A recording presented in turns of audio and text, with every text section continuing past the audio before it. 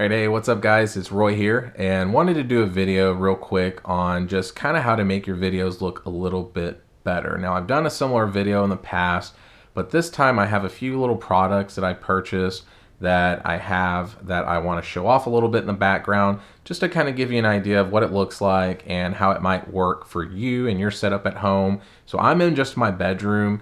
I was doing some videos out of my office, but unfortunately we moved out of my office. So I have my desk set up here in my bedroom now. So I got the bed behind me. So very simple, nothing fancy at all. But to start with how your videos look, you got to look at your camera and your audio. So the camera, I'm shooting on a Sony a6100. Obviously it's not a super cheap camera. I think brand new, they're around $700 or something when they came out last year. They're still selling for almost that much at Best Buy, but I did buy mine secondhand through Facebook Marketplace. I highly encourage people, if you are looking for a new camera or new to you, definitely look at some secondhand stuff, because if they kept really good care of it, you can get a hell of a deal. Because after everything was said and done, after I used my methods on how I buy stuff, I actually only ended up paying around $100 or $80 to $100 roughly out of my own pocket for this camera that I have. And the way I do that is I buy used cameras that are in good shape. I'll resell them, make a profit, use that money, buy another better camera, sell it, make a profit. And I've kind of done that. And it takes a lot of patience and waiting around, because sometimes you might sit on a camera for 3 weeks and you're like, holy crap, I'm never going to sell it. And then you do, and then you're like, okay, cool. So I did that on 7 or 8 cameras to eventually, like I said, be able to pick this up. And so the setup I have right now is the Sony a6100, just using the kit lens. So I am shooting in 16 millimeters right now, but the bokeh effect behind me isn't great, just because the aperture is only at 3.5, and that's the widest open that this kit lens can get. So eventually I'm going to pick up the Sigma 16 mil or the Sony 16 mil. And with those, the Sigma I think goes down 1.4. And then the Sony one I think does 2.4 or 2.8 or something like that. So it's just going to give you a little bit more bokeh in the background there, just to give you that better professional looking video. So that's number one. Audio is going to be number 2. And I'm using the Movo VRX10, if I think I got that right. But it's a simple, small, portable microphone, and it's very competitive with the Rode Video Micro. But in a lot of videos that I saw on YouTube, a lot of people were recommending this one over that one, and this one's half the price almost. So I did pick this up on Amazon. I did buy it new because I really couldn't find a used one, and it was only $34.99 anyways, so it was worth it to get the new one because it came with everything.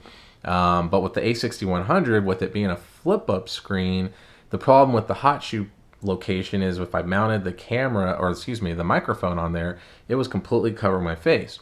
So what I did is I went and I bought a small rig, something else I bought new on Amazon, but I put it on, and then that way I could mount a cold shoe mount in another location. So I have it just off to the side here on top, so I can still see me, and then I can have my audio sounding a lot better. So you just adjust the audio settings in the camera and you're good to go. Another important thing about the camera is shooting in manual mode. That's another thing that can help your videos, is manual mode. If you're shooting in automatic, you're really doing yourself a disservice, and I am completely guilty of it. Leading up until 3 months ago, I was the auto guy all the time. It was always in auto settings. I didn't want to mess with the settings, but I knew I was kind of screwing myself, but I didn't care because it always still looked okay. But when you're doing talking head videos like this, you do want to be able to control it a little bit, because it is truly night and day on the footage and how it looks with what you can do. So I'm shooting in manual exposure mode. I'm shooting in 1080, 24 frames per second. So I'm able to adjust my shutter speed, my aperture, and my ISO to give me this darker look, where right now if I had an auto, this would be completely super bright and it just wouldn't look very good. But so I have the ISO set to 100. I have my aperture speed, or excuse my aperture speed, my aperture set to 3.5 because I wanted it as wide open as I could with the kit lens. And then I have my shutter speed at 1/50th. So you want to double what you're recording in. So if you're shooting in 24 frames per second, you want to shoot at 1/50th. Or if you're at 60, so on and so forth. So if you're shooting 60 frames per second, 120th, blah, blah, blah, blah. But the reason why you want to do that is because it just gives it more of that natural look of what your eye would see. So it just kind of tries to replicate that. And plus with the movements, it doesn't have this like super blurry effect because I am just double with my shutter speed. So if I messed with it, it could give you this like really blurry effect if I was moving my hand, which I mean, obviously if I move my hand fast enough, it's going to, but either way, that's kind of the rule of thumb that you want to, follow. So done with those talks. So let's talk about lighting a little bit.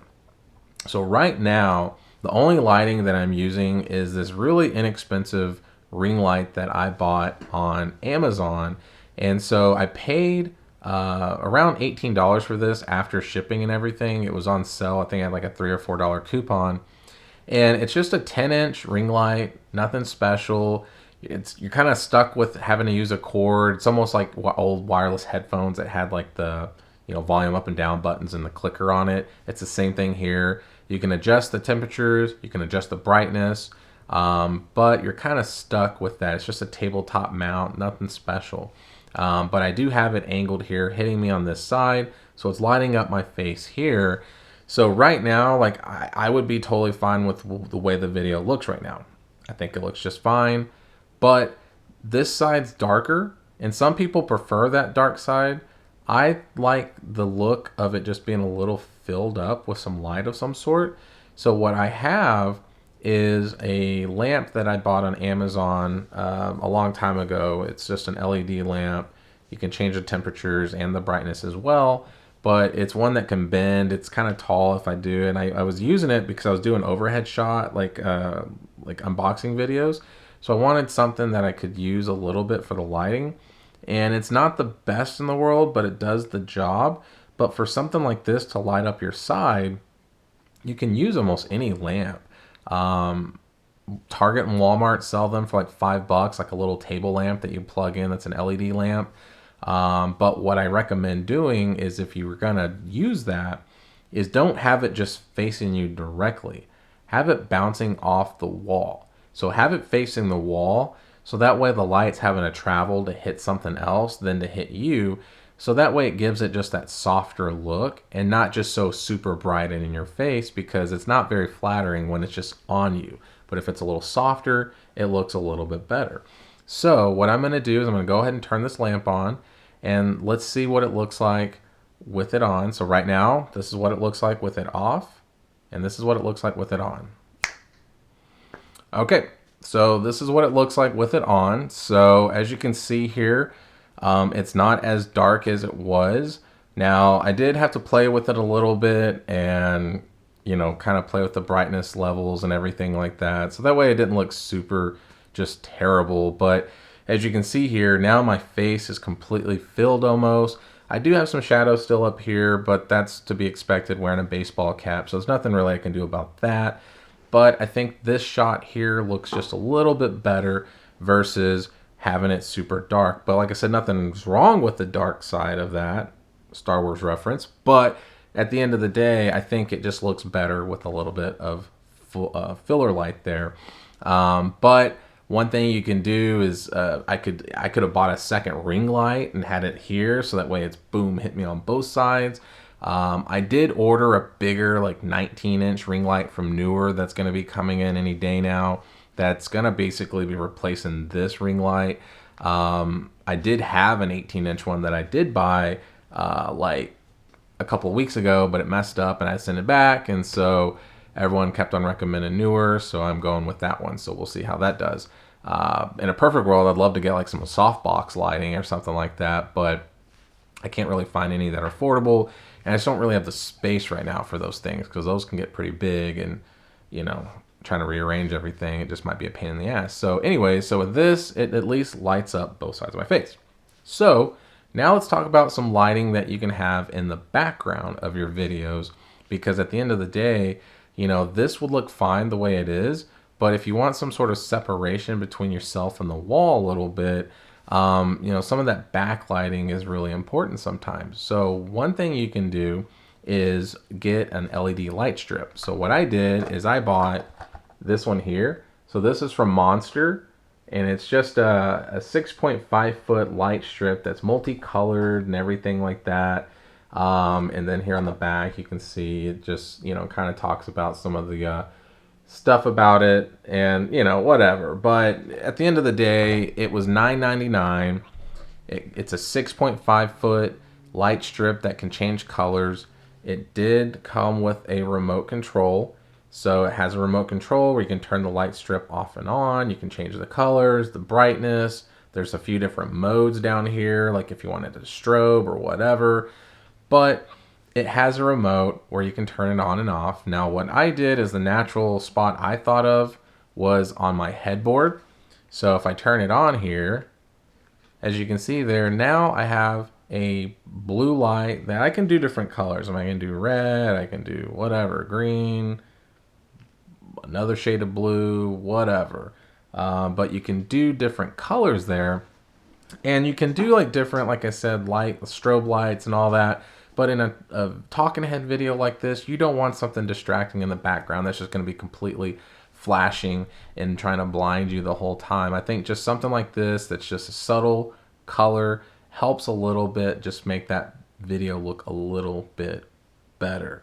So that's number one that you can do. So number two, what you can do is I did a video a few weeks ago on some floodlights that I bought on Amazon that when I paid for them, they're like 15 bucks. They're still like, I think $11 or $10.99 on Amazon right now, and it's a 2-pack. And it's just small little floodlights that you can plug in the wall, and they come with a remote control, just like this one here. Or this is the remote control, if I can focus. There we go. So this is the remote that comes with it. Very simple, nothing fancy, but you can turn the lights on and off and control that as well from this. And so what I did is I have one on the floor back here and one on the floor back here. So let's see what it looks like with it on. So let's go ahead and turn those on real quick. All right, so there we go. So now you see that they're both emitting this green light. Now I can change the colors, but I just had it on green real quick just so you can kind of see it. I mean, if I wanted to, I could do, you know, pink, I could do red, I could do blue if I wanted to kind of match that there. But you can do different colors there, and so as you can see, it just makes the video look a little bit better. So it does give it a little bit more of that professional YouTube look that you kind of look for. And like I said, all I did was spend, for me, I spent 15 bucks after shipping for both of these lights together, and then $9.99 for the light here that I have.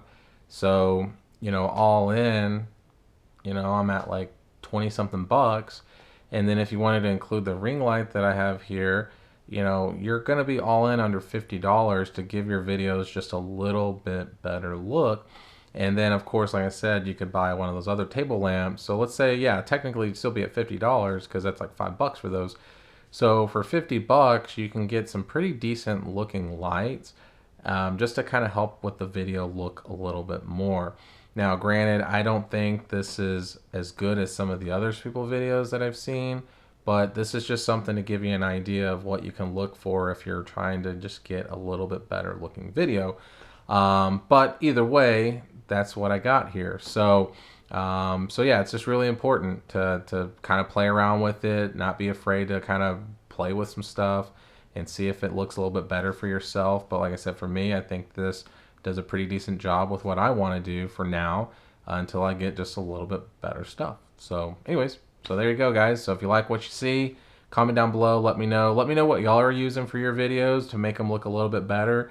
But I'd love to hear from you. But hit that subscribe button and hit that like button, and check out my other videos. So have a blessed day, guys, and be safe out there. Bye.